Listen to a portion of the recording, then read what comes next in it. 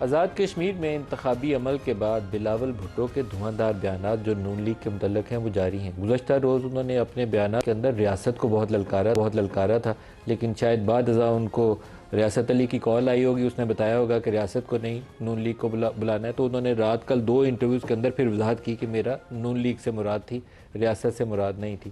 تو لیکن آج بھی انہوں نے نواز شریف صاحب کی IJI کے زمانے سے جو پالیٹکس کا آغاز ہے وہاں سے آغاز کیا ہے، اور 2024 کے اندر جو الیکشن ہے جسے PTI والے فارم 47 کی حکومت کہتے ہیں، آج بلاول نے بھی اس کو فارم 47 کی حکومت ہی قرار دیا۔ بلاول خود بھی اسی انتخابی عمل سے جیت کر آگے ہیں، لیکن بہت سے جو پولیٹیکل اینالسٹ ہیں ان کا خیال یہ ہے کہ یہ جو بلاول جو کچھ کہہ رہے ہیں، ایک تو وہ پولیٹیکلی بہت ارریلیونٹ ہے، شاید اپنی ریلیونس بلانے کے لیے کچھ نہ کچھ ان کو سیاسی طور پر ایکٹیو کر کے ثابت کرنا چاہ رہے ہیں کہ میں ہوں، پاکستان پیپلز پارٹی میٹر کرتی ہے، لیکن محرک یہ نہیں ہے کہ بلاول نے خود کو ریلیونٹ ثابت کرنا ہے، بلکہ محرک اس کا یہ ہو سکتا ہے ممکنہ طور پر کہ راولہ کوٹ اور میرپور میں جو کچھ ہو رہا ہے اس سے توجہ ہٹانے کے لیے اس سے بہترین بات ہی کوئی نہیں ہے کہ ایک دھواں دار تقریر کی جائے اور وہ کہیں نو نواز شریف تجھے چھوڑیں گے نہیں، تو ہے ہی اسٹیبلشمنٹ کا چمچہ، اور وہاں سے مریم اٹھیں اور وہ کہیں کہ باریک وارداتیں ہیں تو بلاول کرتا ہے اور پیپلز پارٹی کرتی ہے، ہم تو یہ کرتے ہی نہیں ہیں۔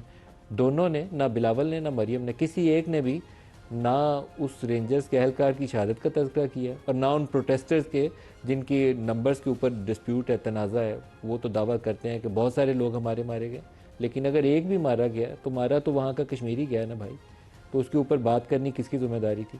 تو نہ مریم کو اس کا کوئی ٹینشن ہے، نہ بلاول کو اس کی ٹینشن ہے۔ وہ بتاتے ہیں یہ IJI نواز شریف اسٹیبلشمنٹ کے کندھوں پہ آیا، 2024 47 میں آیا۔ مریم کہتی ہے نہیں ہم نے ڈیل نہیں کیا، آپ نے ڈیل کی۔ دونوں نے لوگوں کو مرنے کا تذکرہ نہیں کیا، کوئی ایک بندہ تو زحمت کر لیتا۔ سنیے آج بلاول کیا کہہ رہے ہیں۔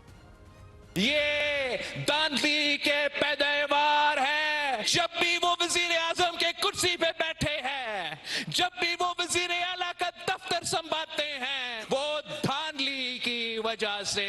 پہلے دفعہ ان کا قائد پنجاب کا وزیر اعلیٰ بنا تو وہ دھاندلی کی وجہ سے پہلی دفعہ دھاندلی زدہ وزیر اعظم بنا۔ اگر کوئی آج وزیر اعلیٰ کا کرسی کوئی سنبھال رہی ہے اور اگر کوئی وزیر اعظم کا کرسی سنبھال رہا ہے، یہ فارم 47 کی وجہ سے بیٹھے ہیں۔ ان کا ناکام نالائق وفاقی حکومت میں پرفارمنس کی وجہ سے عوام ان سے نفرت کرتے ہیں۔ معاشی بحران میں یہ خونی لیگ، یہ نون لیگ جو حقوق کھاتے ہیں، یہ لوگوں کو روزگار نہیں، لوگوں کو بے روزگار کرواتے ہیں۔ بلاول کی تنقید کے اندر سچائی بہرحال موجود ہے۔ نواز شریف کے سیاسی سفر کا آغاز جنرل ضیاء یا جنرل جیلانی کے ساتھ ہوا تھا، اور 85 جو پہلی وزارت اعلیٰ جس کا وہ بلاول تذکرہ کر رہے ہیں وہ بھی جنرل ضیاء صاحب نے ہی ان کو عطا کی تھی۔ اس کے بعد جو پہلی وزارت عظمیٰ کا وہ ان کو تانا دے رہے ہیں وہ بھی IJI کے ذریعے بنی تھی، اور وہ مشہور زمانہ کیس ہے کہ IJI کے ذریعے کس طریقے سے ایجنسیز کے ذریعے پیسے بانٹے گئے تھے IJI کی حکومت بنوانے کے لیے۔ مقصد اللہ پاک مغفرت فرمائے بے نظیر بھٹو کی، ان کو اقتدار سے دور رکھنا تھا کیونکہ ان کو سیکورٹی رسک قرار دیا جاتا تھا۔ تو سفر طویل ہے PMLN کا اسٹیبلشمنٹ کے ساتھ یا ان کے کندھوں پہ سوار ہو کے حکومت لینے کا، لیکن پاکستان میں شاید ہی کوئی سیاسی جماعت ہوگی جس نے یہ راستہ اپنائے بغیر اقتدار حاصل کیا ہوگا، بشمول PTI بھی سیم اسی راستے سے چلتے ہوئے 2011 میں لاہور کے جلسے سے لے کر 2018 میں حکومت تک آئی تھی، لیکن کندھے پہ ان پہ بیٹھ کے جو آتا ہے واپسی کا سفر بھی ان کے کندھوں پر ہی ہوتا ہے۔ اس سے ہمارے سیاستدان سیکھتے کچھ نہیں ہیں۔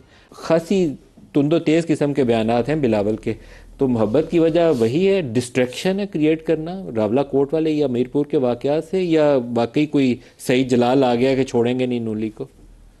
بسم اللہ الرحمن الرحیم۔ بہت شکریہ ندیم ملک بھائی۔ پتہ تو چل جائے گا آپ کو، یہ 2 ڈویژن رہتے ہیں، 2 مرحلے، اس کے اختتام تک انتظار کریں تو پتہ چل جائے گا کہ یہ جو فائر ہوا ہے تو یہ صرف بارود والا تھا کہ اس میں آگے گولی بھی لگی ہوئی تھی یا ربڑ کی گولی تھی، پتہ چل جائے گا۔ لیکن جو بلاول صاحب کہہ رہے ہیں، میرے خیال میں آپ نے اپنے انٹرو میں بھی کہا، ان کو میں تو کبھی بھی پٹری سے نہیں اترتا جب تک کوئی دوسرا بندہ پٹری سے نہ اترے۔ بلاول صاحب بھول گئے ہیں کہ ان کے نانا کو، جن کو ہم جمہوریت کے چیمپئن مانتے ہیں اور کہتے ہیں، اور یہ خود بھی کہتے ہیں، بھٹو صاحب، ان کو کون لایا تھا پالیٹکس میں؟ وہ کس کو ڈیڈی کہتے تھے؟ کس کو کہتے تھے بتائی تھے؟ جنرل یحییٰ، جنرل ایوب خان، جنرل ایوب کو کہتے تھے، یحییٰ کو نہیں کہتے، ایوب کو کہتے تھے۔ یہ اگر نہ ہوتے تو پھر وہ نہ لاتے تو یہ ان کی حکومت بنتی۔ کس نے بنایا تھا وزیر خارجہ؟ پاکستان میں ایسی کوئی پارٹی نہیں ہے کہ جو فوج کے کاندھوں پر بیٹھ کر جس نے اقتدار تک وہ نہیں پہنچی. تو اس قصے کو نہ ہی چھیڑے تو بہتر ہے. ہم تو بات کرتے ہیں چارٹر آف ڈیموکریسی کے بعد، لیکن میرے خیال میں بلاول صاحب بھول گئے ہیں. تو مجھے میرے خیال میں ان کو یاد دلانا ہوگا کہ اپنی ہسٹری یاد رکھیں. راولہ کوٹ کی بات کریں، میرپور کی بات کریں، تو آج آپ وہی کچھ کہہ رہے ہیں. کل آپ کا جو ورکر کنونشن تھا تو سامنے ایسا لگ رہا تھا، تصویر جو تھی تو وہ بلاول کی نظر آ رہی تھی، لیکن پیچھے جو آواز آ رہی تھی وہ جیک کی آ رہی تھی. پیچھے تو ایک جھنڈا میں نے دیکھا جو پیپلز پارٹی کا لگا ہوا تھا، لیکن ایسا لگ رہا تھا کہ ایجنڈا شاید جیک کا تھا. مہاجرین کی 12-13 نشستیں جو جیک سے ہضم نہیں ہو رہی تھی، ورنہ ہم نے تو ان کو انگیج کر کے بٹھا کے ان کی 38 نکاتی ایجنڈے کو اور مطالبات کو ہم نے تسلیم کر لیا.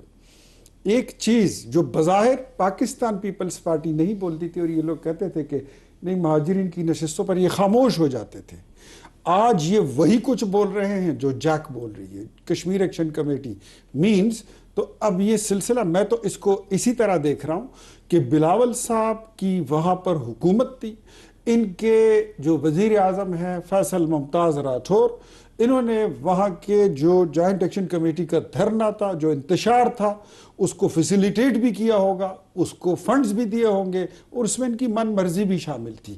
جہاں پر الیکشن کی بات ہے تو یار تھوڑا سا حوصلہ کریں، تھوڑا سا دل بڑا کریں. یہی الیکشن کمیشن جب جی بی میں الیکشن کنڈکٹ کراتا ہے تو اور آپ جیتے ہیں تو ٹھیک ہے، اور یہی الیکشن کمیشن کشمیر میں الیکشن کرائے تو آپ کو اس پہ آپ جب ہار جاتے ہیں تو آپ کو اعتراض ہے. تو یہ ڈبل سٹینڈرڈ ہے.